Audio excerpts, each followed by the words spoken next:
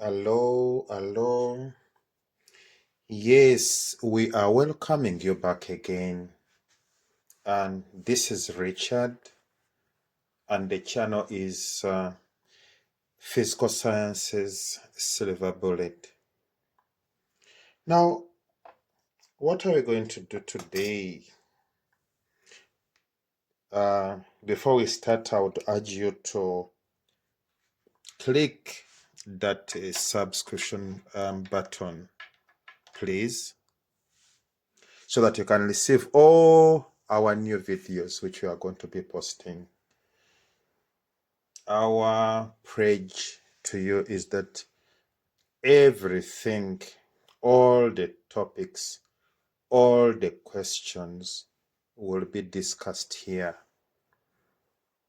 Please trust us. Click that subscription button and you will not regret. And today we are looking at how we can determine standard reduction potentials. So on the side here, I've given you a sample of standard reduction potentials. Now, you can look at these values. We are having some of them positive, some of them negative. What does that mean? How do we get them? That's going to be the topic of the day. Okay, let's look at the values we are talking about are these ones.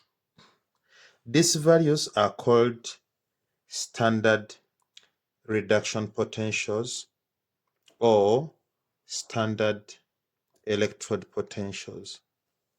So how do we get it? How do we get these values? How were they obtained in the first place?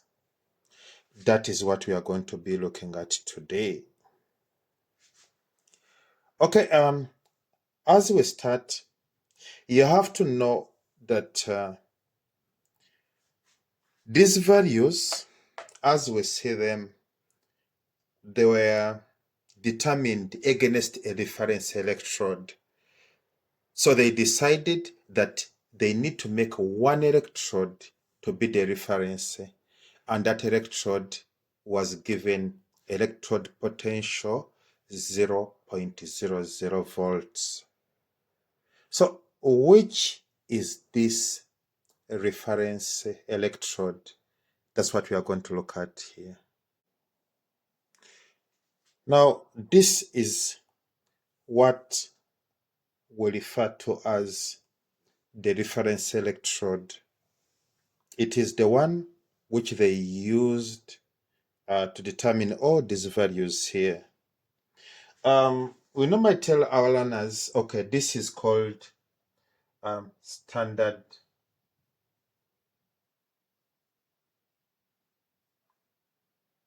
hydrogen electrode.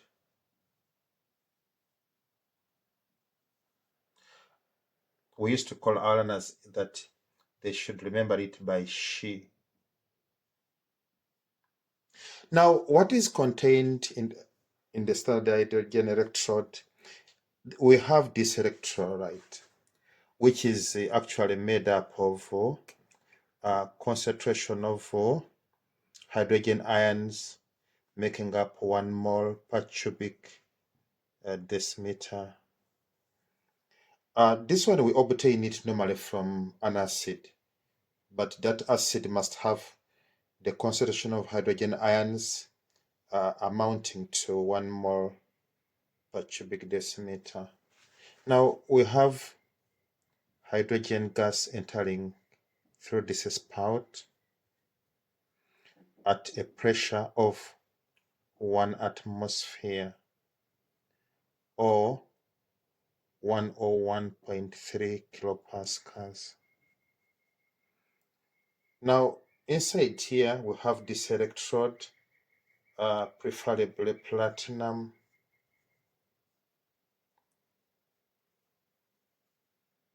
And what we have here is platinum wire,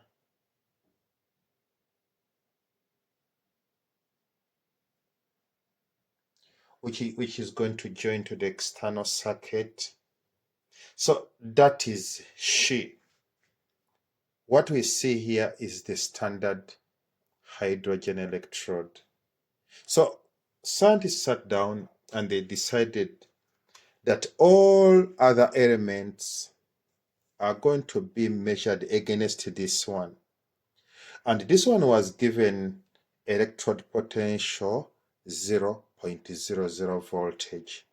So if you want to determine any electrode potential for any element, what you have to do is to join this one to that setup. So the conditions which are supposed to, which makes it standard, one of them is this concentration here, which is 1 mole per cubic decimeter. The hydrogen entering through this spout has to be at a pressure of 1 atmosphere, and the environmental temperature must be 25 degrees.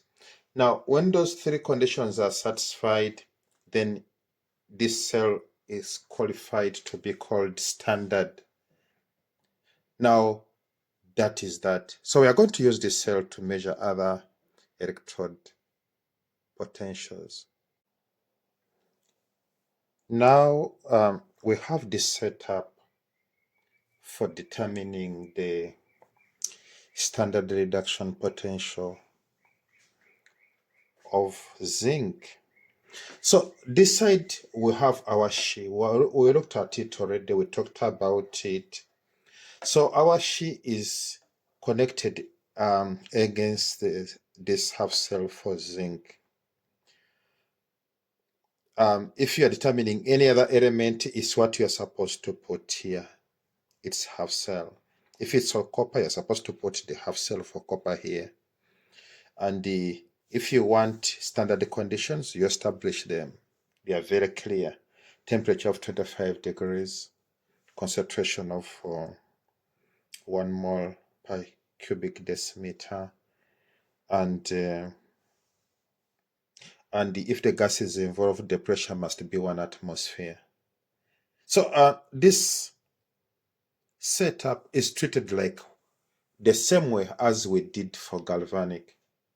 So if you come here and you want to have the half reactions, it's the same thing, half reactions. You go through the same steps. What are the steps? You go to table 4B and you choose the relative position. The first one is anode, the second one is cathode. If you don't want to use that approach, there's another one. You can use the values of the standard reduction potential. So it's the same way. And so which one is our anode here? The one which comes on the top is going to be the zinc half cell, is the anode. And this is what? The cathode. So if this is the anode, what do we expect? We expect zinc to undergo oxidation by virtue that is the anode. So it's going to be zinc becoming oxidized to zinc ions after losing those 2 electrons. That is the reaction. So this is half reaction. Let's call this one half reaction at anode. Now, if you want to have half reaction at cathode,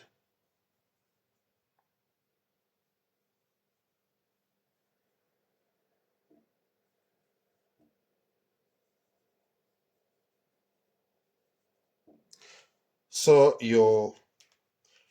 our cathode is the She, or is the hydrogen electrode. So what do we expect here?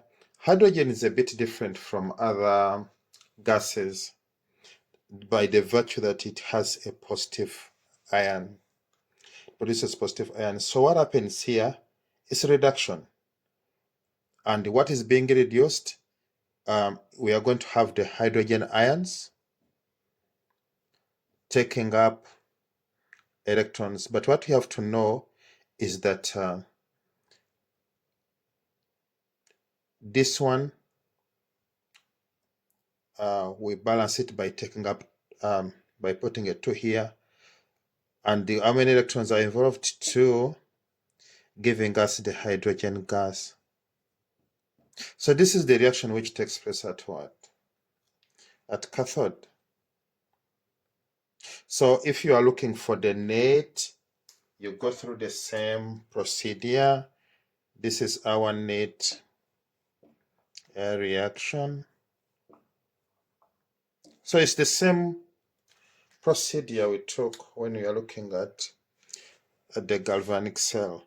So the net is established by combining these two half reactions and cancelling out the electrons. So what you remain with is going to be zinc solid plus 2 hydrogen ions, giving you hydrogen gas plus zinc ions. So that is the net. So if you want the cell notation,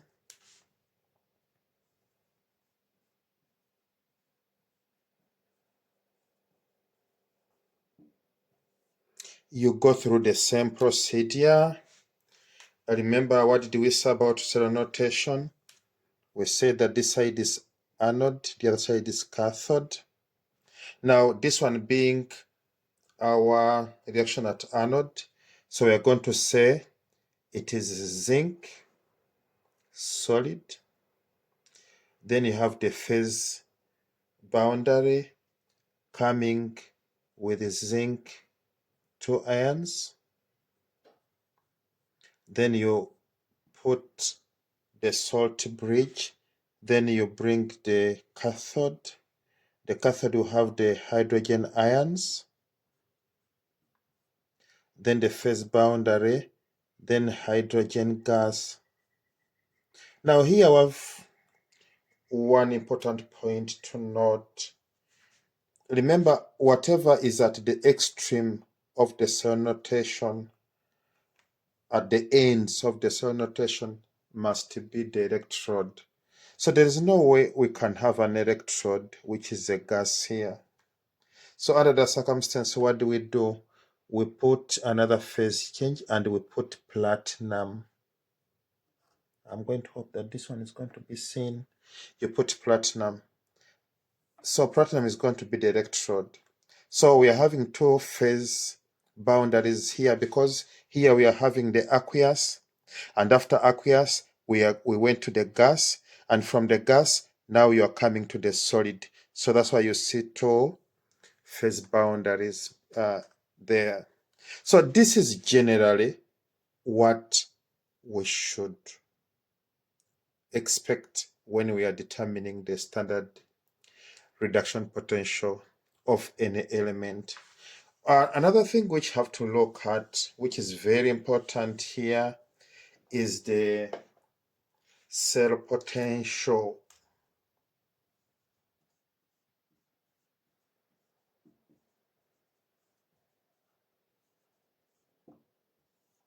Now, remember the formula. What is the formula? E naught cell, which means the standard cell potential, is equal to E naught cathode minus E naught anode. And under this circumstance, you have to remember that of the 2, what is cathode? Cathode is the hydrogen, which is 0.00 volts. Then minus what? Minus E naught anode. Anode is our zinc, and our zinc is minus 2.76. So what do you get out of this one? Is going to be zero. It's going to be it's going to be 2.76. That's going to be the reading, which is going to be read here at that voltmeter.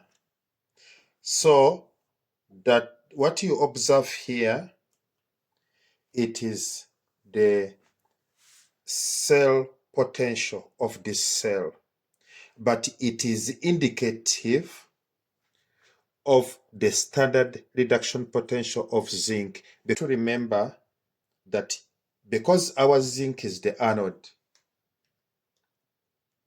and you have also not to forget that the anode is the negative electrode when it comes to galvanic, and the cathode is the positive electrode.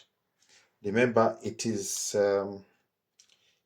this one is opposite to what we know in electrolytic. I repeat, for galvanic, the anode is the negative and the cathode is the positive. So because our zinc in this case is negative, you'll find that in the table for standard reduction potential, zinc is given negative 2.76 volts.